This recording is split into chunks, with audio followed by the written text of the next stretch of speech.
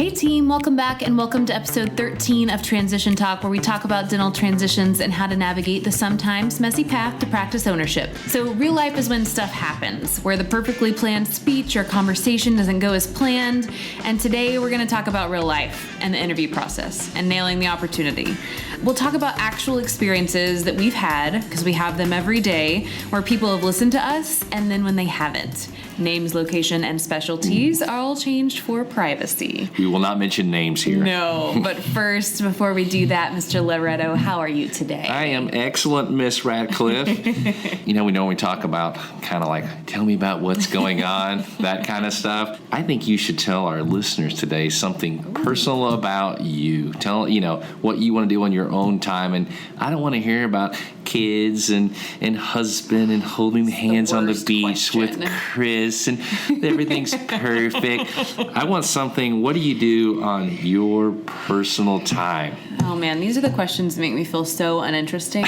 So I don't have a lot of personal time because of all the things you just mentioned. Amen. I'm at that stage, right? But I would say the best and my favorite times of each day, because that's really what I'm measuring here, okay. right? Like some people have bigger things. Each day, I think I have 2 times when I'm happiest, right? And I'm a morning person. So if I can muster myself to get up early in the morning before anyone else is awake, coffee and just kind of a lamp and some quiet time to just kind of reflect and think back and organize myself in my head. That's literally the time I'm probably most content in the whole day.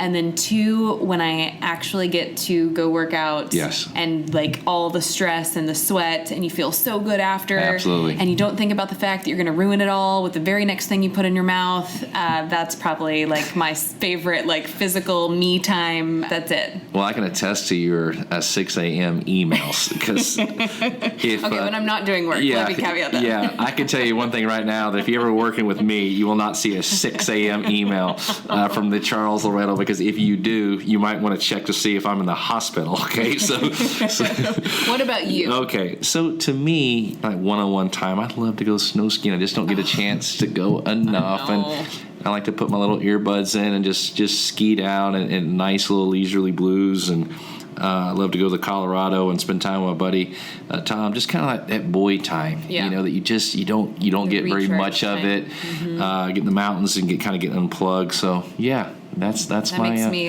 want to be on a mountain somewhere. That's right. Well, I'm going to the mountains here soon, so I'm excited. So well, enjoy it. But before you leave, this is fun for me, and I think for you too, just because these are the stories that we get to experience every day.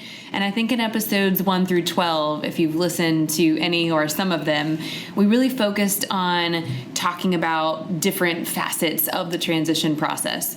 And the 2 episodes that I feel like get the most play and get the most replay and that we've had the most feedback on are the episode about interviewing and the episode about finding an opportunity. Yes. So that's episode 2 and 3 if you haven't listened to those. And so today I want to focus on some examples we have of real life and how that has worked and how maybe it hasn't worked and the mistakes that we've seen people make. And so we're going to talk about those random I think I have 4 or 5 in mind that I wanted to talk to you about today. So first, you had this is yours. I'm going to let you take it. But you had a pedo who had an opportunity, whatever reason, it kind of fell apart. And you suggested that they write a letter to the seller. And so I'll let you take it from there. Yeah, so I think when we look at 2019 and look at the episodes that we're planning, we have these stories every single day and every single week. And so I think that people can relate to stories. It's one thing to have a prepared kind of podcast, every 2 weeks about this particular subject, but people want stories. So this is what's cool about what we're going to do today and then throughout 19. So I met this young man and, wife, and they are thinking about starting a practice from scratch. So as a pediatric dentist, surgeon, some specialty where you're high in demand, certainly with demographics scream that, it's certainly appropriate to think about starting from scratch. But I always like to ask this basic question. Have you exhausted all of the opportunities in that area from an acquisition standpoint? Have you reached out to doctors and basically said, hey, would you consider selling your practice? And so it's super important to exhaust that, because the last thing you want to do, start a practice from scratch, and then maybe some other young man or woman buy the other guy or gal's practice down the street. Now you got two young people now competing in the area. So he did. He kind of shared that experience with me, and this was an amazing practice that he met. He had a great relationship with the doctor. The whole wine and cheese thing, they went for dinner. They met because he did his mail campaign, so he totally followed what we had suggested in episode 2 and 3. Did an amazing job.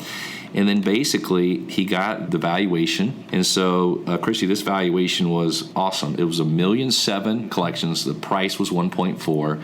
Okay. And this practice, it had a net income of $1.1 million. Sign me up. It's awesome. We're talking like a 40% overhead or something like that. So it was just, the cash was just absolutely incredible. And so one of the things the seller had told the buyer is, hey, whatever you do, this is kind of my firm price. And so he's built this relationship, gone back and forth, and things are great. And then he basically just put an offer into the broker without talking to the seller, and for a number that was less than that. And then basically it offended the seller. So I was like, what are you doing? You didn't listen to me. And so as I heard that conversation, I said, well, wait a minute. Why did you do that? He said, I just felt that was the price and this and that. I said, look, you got to understand, this is someone's life's work. This is 30, 35 years of their life. If there's anything I can tell you, buyer, is when you're offering $1 less than what they're asking for, you better have a plan of how you do that. You know, in my opinion, it's done over the phone, it's done in person, but there is a tact and just a strategy how you're going to do that. Right. Okay? And so he offended him, and that seller went cold. I'm talking nothing, no phone calls returned, no emails. It just went cold. So I asked him, I said, look, do me a favor, handwritten thank you. I apologize, this and that. Somehow I made a mistake. And then you write that and let's just see what happens. And I wish this had a beautiful ending, because I like beautiful endings. Because I read that letter. The letter was fantastic. Oh, my God. He did a great job on the letter. And so I wish I had a great ending, but the seller didn't respond either. And I think that he just kind of crossed that line and maybe just made them think differently. So the point is, really know the business that you're going to buy and really have some tact and thought process before you make this offer. And if you can do it the right way, kind of see the numbers and take a lot of the emotion away from it, you could have an amazing, successful practice. Well, yeah. I mean, I think the lesson in that is to keep that relationship personal. I mean, he did all of the front work of the letter campaign and the wine dinners, and the cheese and the dinner. And then it's just kind of like, it fell off, right? And so then if I'm the seller, what I'm thinking is, was all that just like, were you not listening? Was all that fake? Did you not mean any of that? Right. So yes, I mean, I think that keeping that momentum going and continuing that is not important just in getting your foot in the door, but keeping your foot in the door, because at the end of the day, you're, like you said, this is an emotional process for the seller, and seeing a good thing is a good thing, and not trying to negotiate it just to get, $10,000 off the price, or $50,000 or $100,000 even in this case. It's just, the math is so simple, Christy. It's $500,000 you're going to start a practice from scratch. What patience do you have on day one? Zero. What amount of money do you make on day one? Zero. Okay, this guy was going to make $900,000 after debt. Yeah. On day one. Yeah. It's a no-brainer. Yeah. And his eyes and her eyes, they lit up like, oh my God, maybe we made a mistake. And so, anyway. Lesson learned. Yeah, and it's one of those things, too, and I don't want to, even for the person that may be listening, it's not we're not making fun of you. We're just using you as an example to learn from this so others can learn from this type of mistake. So absolutely. I call myself out every day. I make a lot of mistakes. Oh, my. Oh, my. Yes. I have an entire team that tells me about my mistakes daily. So, I know what you're talking about. Okay, so let's move on to another example. So this is a case, I believe, with a little bit of a happier ending. Yes, it was. So we have a general practice who we're helping previous client, and the buyer came to us first, right? And buyer came to us and said, I have this opportunity. It's kind of perfect for me. It's in my area. Right. I want it. Seller isn't working with anyone, doesn't have a plan. Yeah, so same great, always ask the questions, okay, tell me where you're from. And in this case, the husband was from the area, she's from the area. Not call it a saturated area, but there's not a lot of for sale signs up on dental practices. Yeah. And so they've done their mail campaign and they met the doctor and they really had a really solid connection.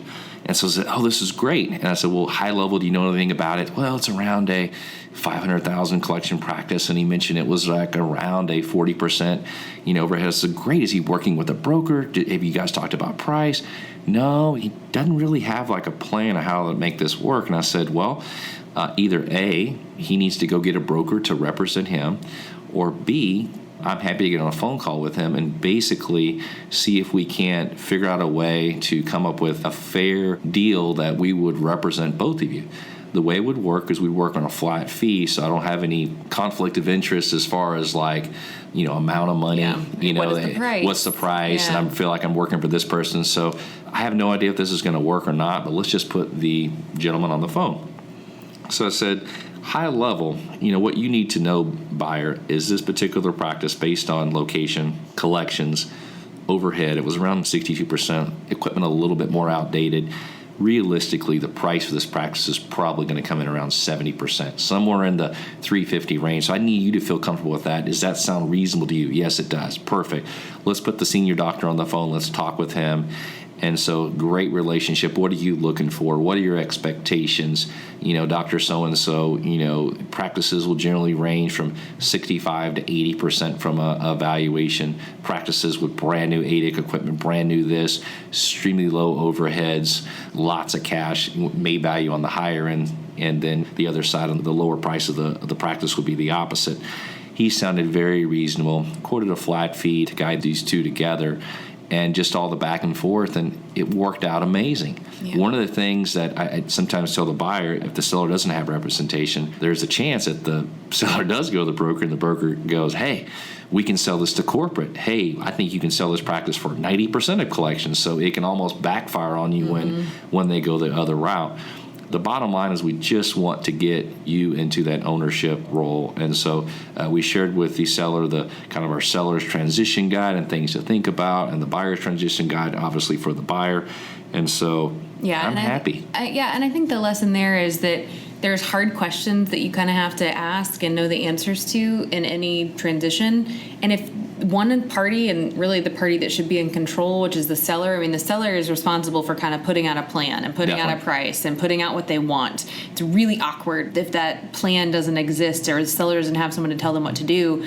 Then the buyer is kind of left with walking on eggshells and not knowing how to ask the question and not knowing am I going to put for the price that's going to totally offend you? Right. So that a lot of that has to be seller directed. And so having a team, having a plan is super, super important. And I think that's the lesson is if you're a buyer and you come across a seller who doesn't have a plan, you absolutely don't have to have the same company represent both of you. Some people just don't want to do that. But you also have to be cognizant that by asking the seller to get a plan, that plan may not be what you anticipate. And so, again, having that relationship, having the communication, even if it's just have a conversation with this company that I am going to be working with, right, because they seem pretty fair and they work on both sides, and that'll at least start your process of finding your person. Just exposure to kind of what's normal and fair, I think, helps the deal. Well, one of the things that they did really well is that relationship piece. They had really developed a strong relationship, and this senior doctor had basically told me, he says, I really want them to buy the practice. They seem like a really genuine couple. They seem like they're going to take really good care of my patients, and my staff. And so just that language when, again, as a buyer, you're coming in to communicate those important goals of, again, transition to patients, the team, kind of that legacy. Those are the key language points that they always want to hear. So, having a plan there, it really worked out good. And how many email communications do you think you had? I'm copied on all of them, so. I would say 300 to 400 generally. 300 to 400 communications that you basically are guiding two people back and forth over, let's say, that was around a 60 to 80 day period? Yeah, probably. Okay. And I think part of that too is being I'm going to use the term marriage counselor, because there are things that you ask and say that are not reasonable, right, and not what you want to communicate over to the other party in a transition. And so I oftentimes, or our team oftentimes, acts as that middle person who's let's couch that a different way. Yep. Let's not ask that question because that's super unreasonable and that's going to raise all kind of red flags. And I know that's not your intention, but that's what that is going to mean to the other person. So that keeping your emotions in check too, I think having a team and having someone who's removing the emotion, I think that's super helpful too. No doubt. And one of the things I think you're so good at is you've seen these transactions over and over again, so you can give them that type of marriage counseling to say, this is not reasonable, this is not fair to ask that. In a way that's not that direct, but they kind of get the point. I try to do my best. I feel like we're on a roller coaster here because the next one we're going to talk about is like not so happy again.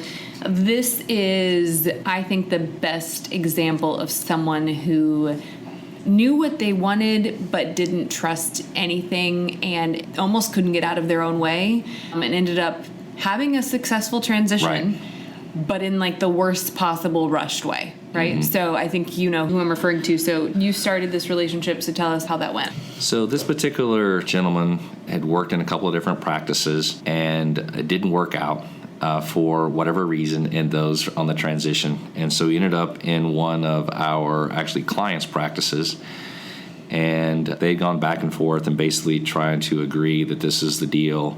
And it just kept getting pushed further and further back. And just unfortunately, the buyer just could not commit. And, you know, to me, you've got to surround yourself with a team, and you've got to trust somebody to guide you through this, period. Yep. You better do your due diligence and make sure someone has walked you through or has walked hundreds of other people through this road, because it's a tough road. And so there was a trust factor that this particular gentleman had with anybody. There was no plan of attack for him. He didn't have any trusted advisor.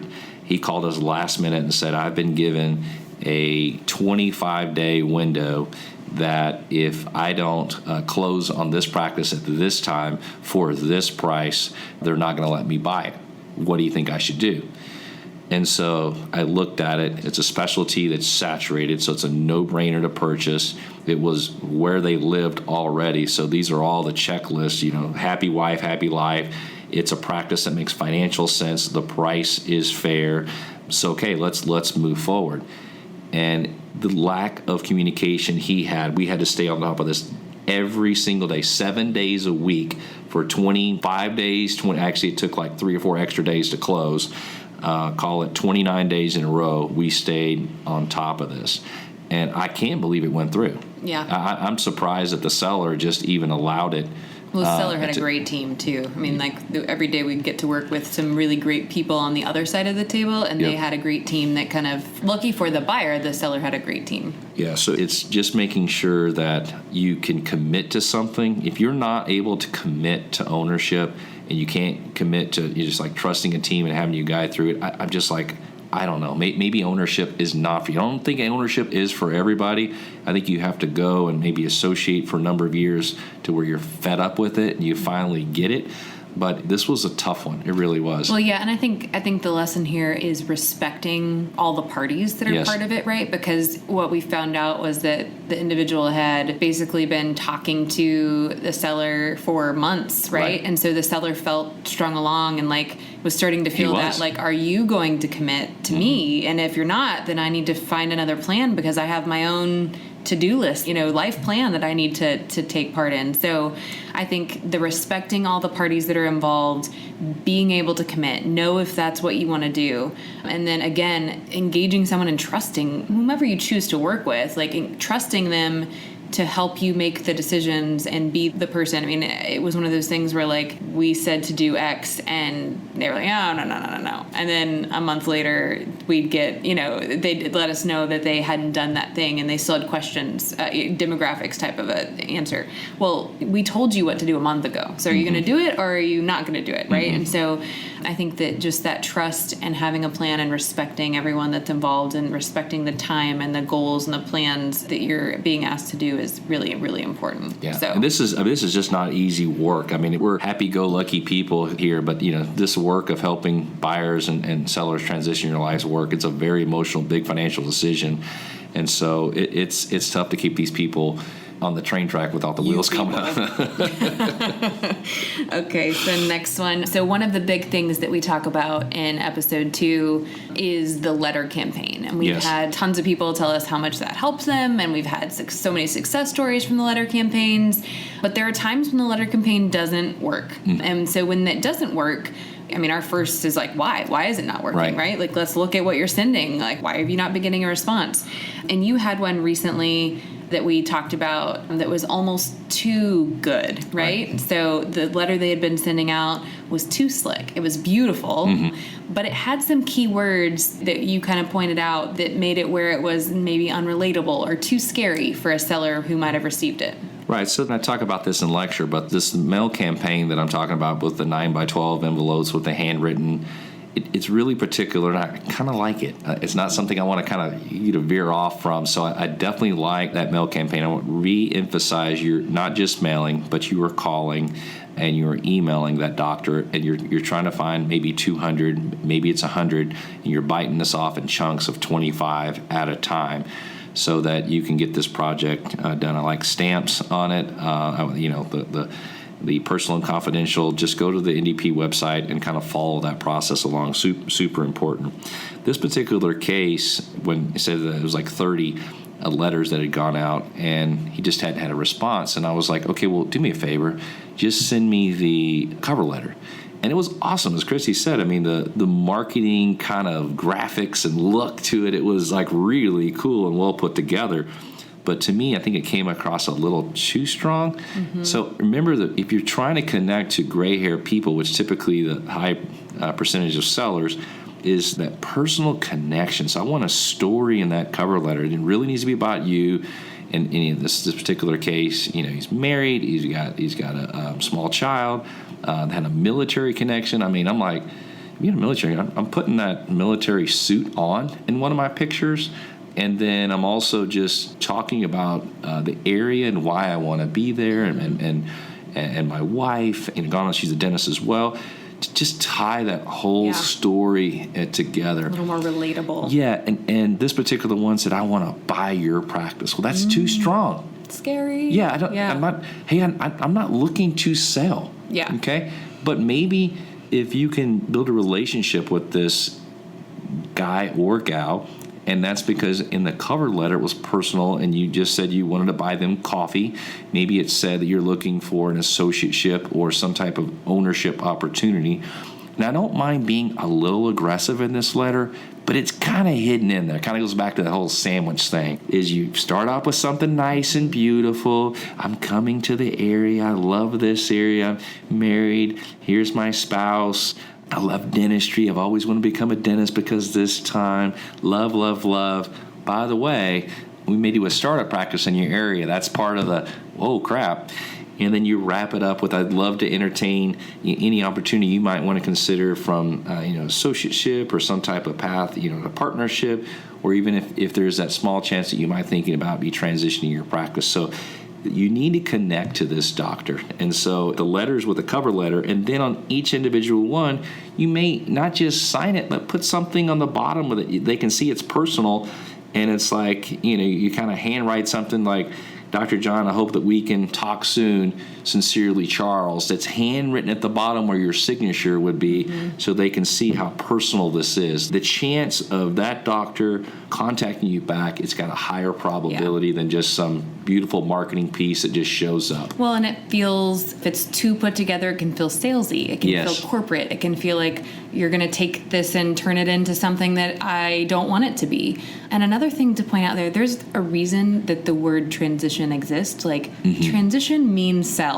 I mean, let's just be very clear. Like, we use the term transition, but at the end of the day, you're selling your practice. It could be a part of it or all of it, but the word buy and sell seems so transactional. And if we've said nothing else in this process, is that the transition of a practice is not just a transaction. It's an emotional transition, right? So don't make it transactional by just using buy and sell.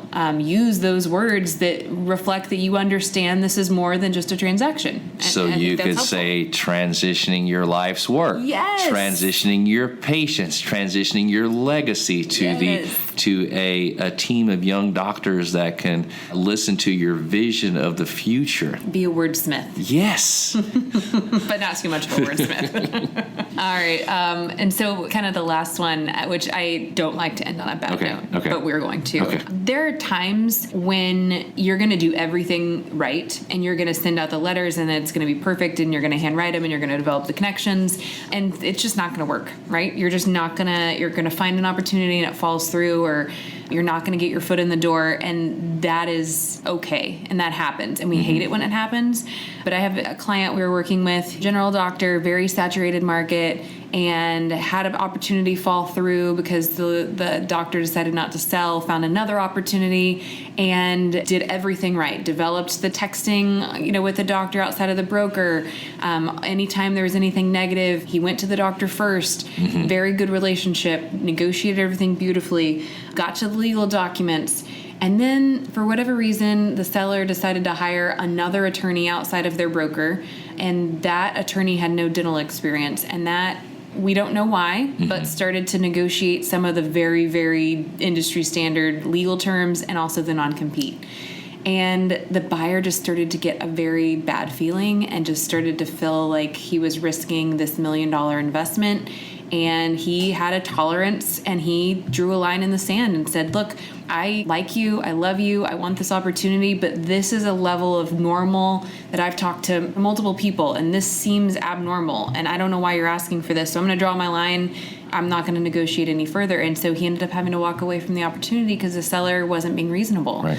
And we hate when that happens, but I think there's a level of your gut that you kind of have to follow, and you are the person making this $1 million investment, or however, 500,000, whatever the investment is, and it's going to be your practice. And so you have to follow your gut to a degree. Now, there are times when you should not follow your gut, which goes back to a team, which is if your gut is telling you that you need to offer $50,000 off just because your debt service will be less. Right. That's when we tell you, maybe let's think about not doing that, right? I know the candidate you're talking about, and just reiterate those times when you have to have those tough conversations. You're always doing these after hours. You're inviting that doctor for a beer or wine, coffee, lemonade, whatever the drink of choice is. Again, you're always sandwiching with how are you doing, something personal. Then you get to the issues and you thank and thank the person. I know we coached somebody last night. There was a huge valuation. It was like 2.6 value that the guy started before he got there. Now all of a sudden the value is like 3.2. So this is kind of a big shock 2 years later that the value went up, and so he had to deal with it. And so this particular buyer has already purchased a house in the area. And I'm just like, why did you do that? You wish you would have consulted me, because I would have told you never, ever, ever, ever buy the house in the area until you are a business, owner. So all these emotions are coming up during these negotiations. And so even when you do everything perfect, there are times it's going to go south. And, they're people. Yeah. They're humans. I mean, they're just going to be different. If they choose to walk, it's their life's work, and let you walk away from the deal, and it's going to happen. But sometimes it's kind of meant to be. If anything, we're good as just to keep you on that track when it is a really good deal, and kind of help you maybe suck it up if it's a this or that. Let's kind of push forward, because in the end, this is still a really good decision for maybe you and your spouse, and this is really what comes back to what you told me that's important. So removing the emotion. Yes. Yeah.